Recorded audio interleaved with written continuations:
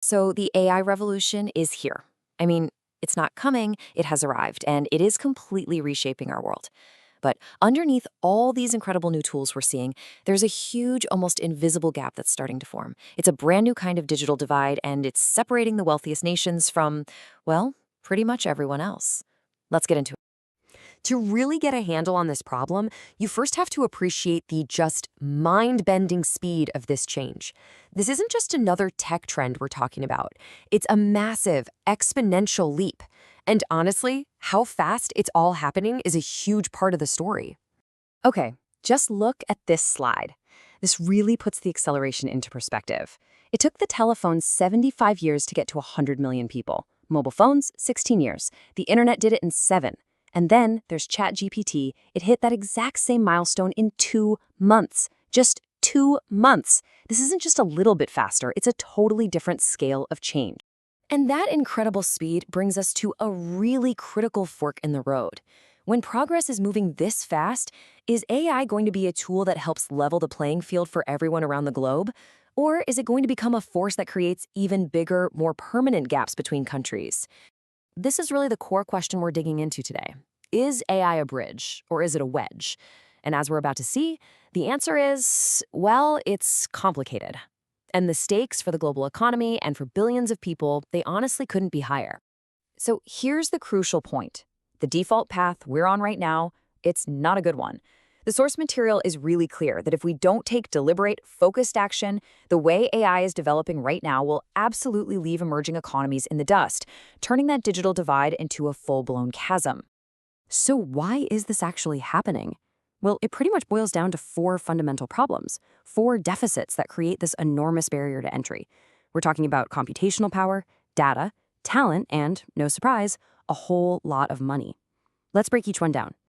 First up, computational power. Just training these modern AI models requires a staggering amount of energy.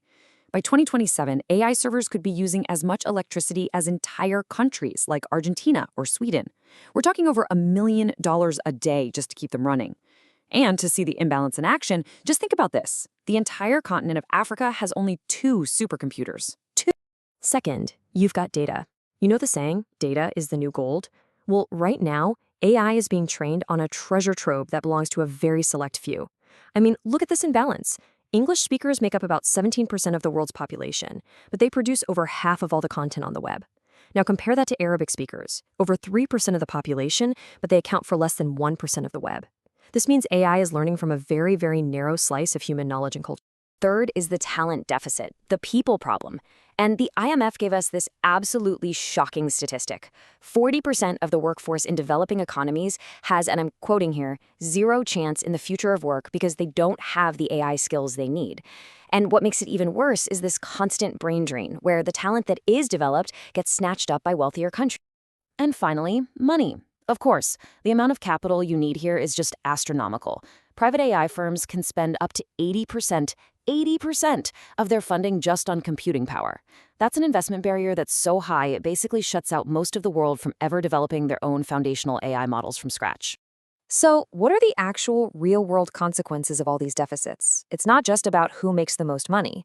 When the data that you're feeding into the machine is skewed, the AI that comes out the other side is naturally going to be biased. You're literally building a distorted worldview right into the code. This quote from Professor Yonis Ben Amor is just so powerful, and it really hits the nail on the head, because most of the data used for training is in English and reflects Western culture. Even when you talk to an AI in a different language, the underlying perspective, the cultural context, is still overwhelmingly Western. You could almost call it a form of digital colonization. This whole problem comes down to a really old, really simple concept in computer science. Garbage in, garbage out. It's simple. The quality of what you get out is completely determined by the quality of what you put in. So if your data is narrow or biased or incomplete, well, then your AI is going to be narrow, biased, and incomplete too. It's a fundamental rule with massive implications. And here is a perfect, if kind of absurd, example of this actually happening. The government of Catalonia in Spain wanted to create more Catalan data online, so they started a .cat domain. Great idea, right? But then Americans found it, and thinking it was for, pet cats, they flooded the domain with badly translated posts about their fluffies and mittenses. The result? They accidentally polluted the very dataset they were trying to build and improve. Whoops! So, okay, the problem is huge. It's really easy to feel a little pessimistic here. But it's not hopeless. The conversation is now shifting from just pointing out the problem to actually building solutions. And the key, according to the experts, isn't for every country to try and go it alone. It's all about finding a collaborative path forward. The strategy seems to have a few key parts. Instead of every single nation trying to build their own massive infrastructure, the idea is to create these regional hubs, these centers of excellence. This lets countries pool their money together, share those precious, expensive computing resources, attract much bigger investments, and, crucially, develop AI models that are actually trained on their own unique languages and cultures. And this chart right here, this really shows you why that regional collaborative approach is so critical. North America by itself holds over a third of the entire global AI market. Meanwhile, Latin America, the Middle East, and Africa combined have only 14%. An individual nation trying to compete with that is going to have a really tough time. But as a regional bloc, they might just have a fighting chance. Now, in this whole conversation about deficits, not enough capital, not enough computers, it's actually pretty easy to miss what might be the developing world's single greatest advantage. And it's not something you can build in a factory or buy with a bunch of venture capital. For so many of these nations, their most powerful asset isn't code or capital, it's their people. It's their young, talented, and creative populations. In an era where you need human ingenuity to guide and apply AI properly, this human capital is an incredible strategic resource.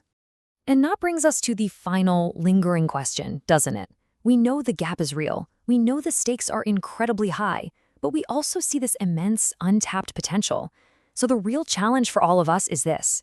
How do we invest in that human advantage and unlock all that potential before this digital divide becomes permanent?